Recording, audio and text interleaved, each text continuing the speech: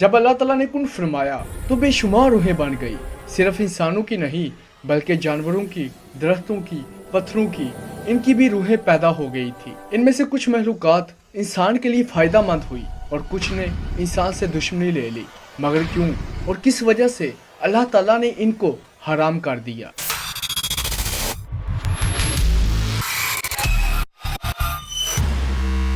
जब अल्लाह ताला ने कुन फरमाया तो बेशुमार रूहें पैदा हो गई, कोई अल्लाह के करीब थी और कोई हद निगाह से ही दूर थी।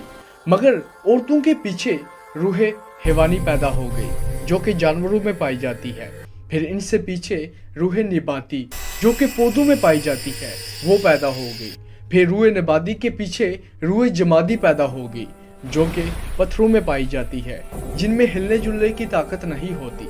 मगर सवाल तो एक है, अल्लाह ताला ने इनमें से किन जानवरों को हराम किया था और क्यों किया था। असल में बात यह है कि अल्लाह ताला के दाएं जानिब फरिश्ते हूरें पैदा हो गई थी, जबकि अल्लाह ताला के बाएं जानिब जिन्नात, फिर उनके पीछे हबीसों की रूहें पैदा हो गई थी जो कि आहर में आकर दुश्मन खुदा हो गई थी। फिर हबीसों के पीछे जो रूहें हिवानी, जो रूहें निबाती और जो रूहें जमादी पैदा हुई थी, उन्होंने इंसान से दुश्मनी मोल ले ली, जबकि अल्लाह ताला के सामने वाली रूहें हिवानी, निबाती, जमाती वो ज़मीन पर आकर इंसान के लिए फ़ायदा मंद साबित हुई। जब रूहें जमादी ज़मीन पर आई तो पत्थर नमूदार हो गए, जिसकी वजह से इंसान ने अपने घर बनाए। फिर रूहें निबाती जब ज़मीन पर आई तो उसकी वजह से इंसान को ऑक्सीजन, साया मिला। फिर उनकी लकड़ियों से इन्होंने अपने छत बनाए।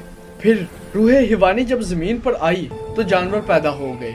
फिर उनसे मुतल्लिका परिंदे भी पैदा हो गए जो इंसान पर हलाल किए गए थे। जबकि हबीस के पीछे पैदा होने वाली रूहें ज़मीन पर आई तो जमादी रूह ने राख को इकट्ठा करके कोयला बना दिया, जिससे निकलने वाली गैस इंसानों के लिए नुकसानदेह होती है। जबकि रूह निबाती की वजह से खतरनाक, कांटेदार और आदमखोर दरख्त पैदा हुए। फिर रूह हिवानी की वजह से दरिंदे और आदमखोर जानवर पैदा हुए, जैसे कि शेर, बेरिया, लोमड़ी वगैरह। और फिर इनसे मुतल्लिका परिंदे भी पैदा हुए, जैसे कि बाज, उकाब, शहीन, गिद्ध वगैरह, जो कि पंजों से शिकार करते हैं।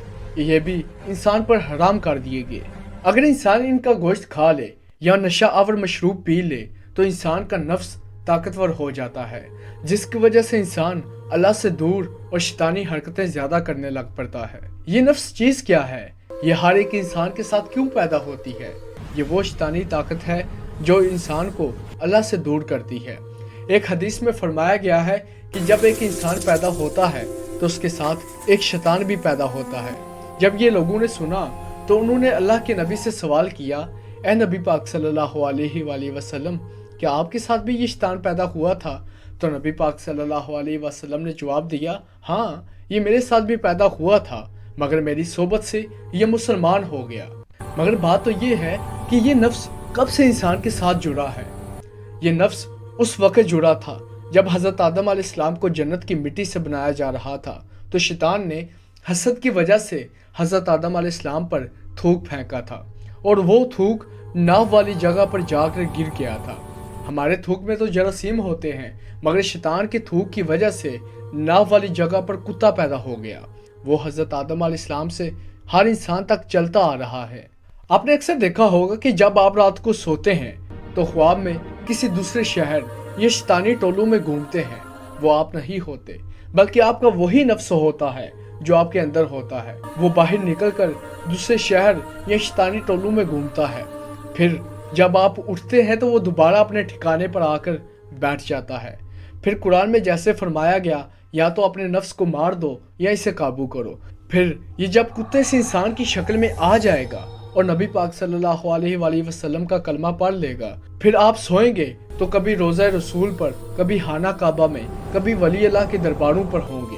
फिर इसी तरह लोगों को वली अल्लाह के दीदार, खाना काबा का या रोज़ा रसूल का दीदार होता है, इसी नफ्स की वजह से जब ये सुधर जाता है। इंसान के अंदर नफ्स के अलावा 6 लताइफ और भी होते हैं। वो पाक हैं, मगर एक ही नापाक है, ये नफ्स। मगर वो 6 लताइफ को अगर नूरी खुराक ना पहुँचे तो वो कमज़ोर हो जाते हैं और 40 साल बाद वो मर जाते हैं। इसी तरह ये नफ्स ताकतवर होता रहता है। क्यों? क्योंकि इसे अपनी खुराक मिलती रहती है। मगर कैसे? हज़रत आदम अलैहिस्सलाम के आने से पहले ये दुनिया पर जिन्नात रहते थे, ये उनका घर था।